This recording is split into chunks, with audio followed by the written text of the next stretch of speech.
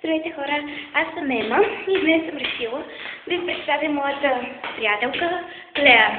Тя си взе до моя фото.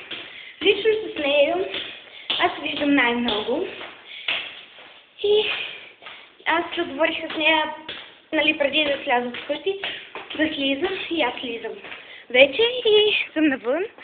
Сега ще отидем в нейния вход, надяваме се, че тя слиза. Ако не, ще почукаме на нейната врата.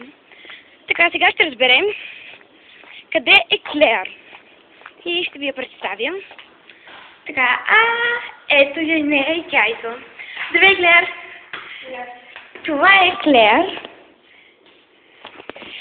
Нещо особено красиво. Моля.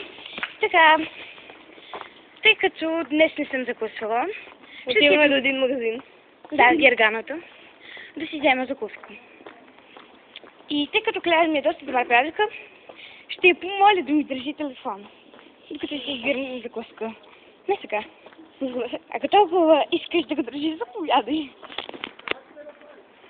Тя се държи камера. Ladies and gentlemen. Сега си ми върна телефончето. В моето бетче.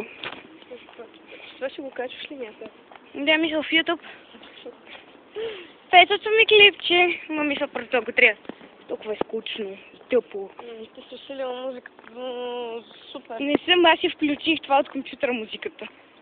Къде слушаш? Бъди сладкото. Ай, това е сладичко. Покажи на хората какво гледа, вече ще помисля, че го говори на края. Чай сега, де? Мали.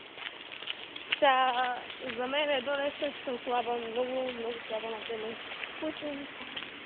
Привет. Привет.